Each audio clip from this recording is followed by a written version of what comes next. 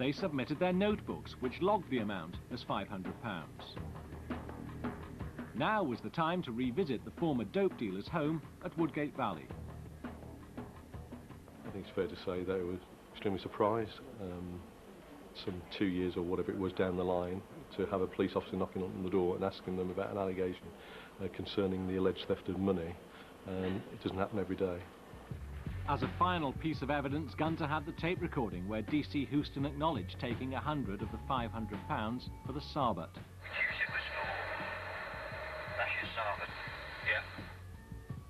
Gunter were confident they'd got their man. The next target was Detective Inspector Pat Sullivan, the leader of a drug squad team, who joined the force in 1976.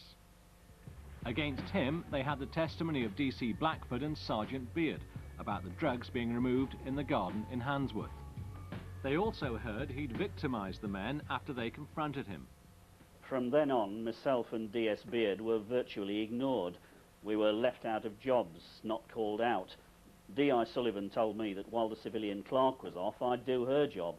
Effectively, I was put non-operational. Even as Gunter was putting together the case against Sullivan, another officer came forward. His story about the inspector had a familiar ring. Dave Wallbank was then a detective constable, a specialist surveillance officer. He worked with the drug squad when they busted a major drug dealer in Coventry. The raid was a success and Wallbank was impressed. But when they took the haul back to the police station, things changed. People were congratulating each other on the result that we'd had, which obviously was a very good result.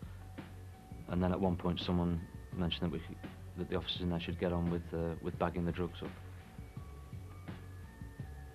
As this was happening, I saw Detective Inspector Sullivan pick up 2 of the blocks of cannabis, place them in a drawer on the right-hand side of his desk, and he said, "Clyde can have this on Christmas Eve." Clyde can have this on Christmas Eve? Yeah. What did that mean? Well, it meant to me that he was going to plant the drugs on one of the targets in the surveillance operation that hadn't actually been arrested. So he'd take the drugs out of this particular case and plant them on somebody else? Well, that was the implication that I made. That was the What did you think about that? Well, obviously I was disgusted about what I'd seen. Dave Wallbank found himself in a position familiar to many, both in and out of the force, who suspect police corruption. Where to turn? He hadn't reported the matter for 2 years. I was in a position where I didn't feel that I could discuss this with other police officers. I'm talking about a senior detective officer. I didn't know anyone I felt well enough to trust of a high enough rank that I could say this to without risking my own, well, I suppose I'm saying without risking that it would get back to Mr. Sullivan what I'd said. Now, with Operation Gunter, Wallbank felt able to come forward.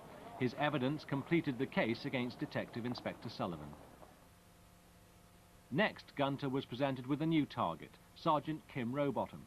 He'd been with the West Midlands Police since 1977. He worked with the drug squad and undercover. For security reasons, we've agreed not to show his face.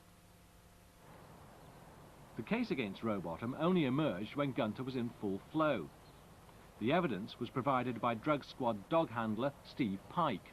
When DC Pike went on a raid with Rowbottom, or Robo, he couldn't believe his eyes.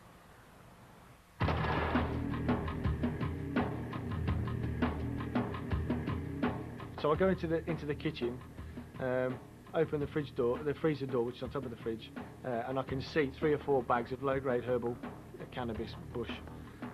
I've got some more stuff, shout out. Kim Rowbottom comes into the kitchen. "Oh, well, that's only rubbish." I say, "Ah, but this isn't." And I grab another bag and pull that out, and that's got the flower in the heads, which is the higher grade cannabis. It's more expensive, and that's in one of these, like a proper freezer sealed bag. Let's have I said, "Don't touch it, don't touch it." "Oh, let's have a look." No, you know, fingerprints. So I go out of the kitchen, this only like step through the doorway, pick up some large evidence bags, turn back round, and there's Robo. I watch him, and he opens the bag with the heads of skunk in, wraps up 3 or 4 flowering heads in the cling film and then turns to come out of the kitchen. And so I'm stood there watching all this. He sees me, I see him, and he's just hold it up slightly, training purposes, all right, into his pocket, and goes past me.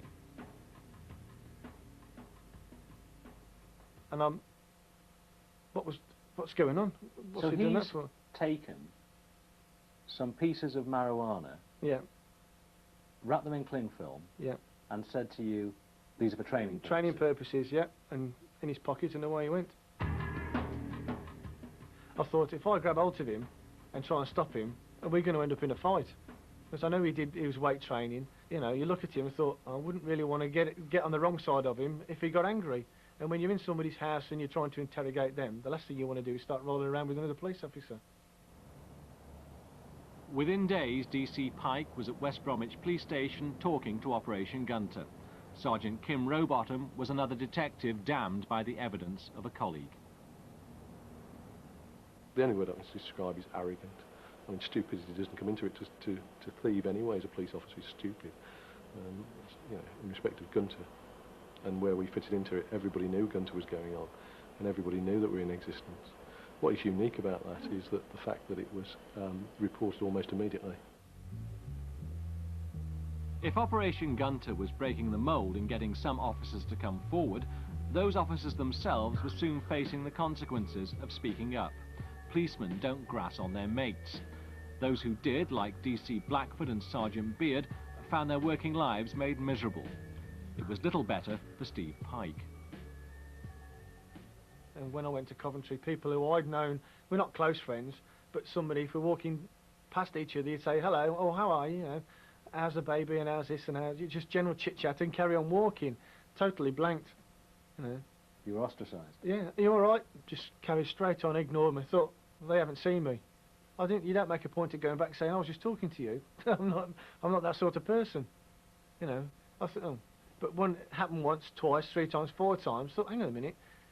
I didn't realise, I don't think, the pressures that were put on people, and I should have done.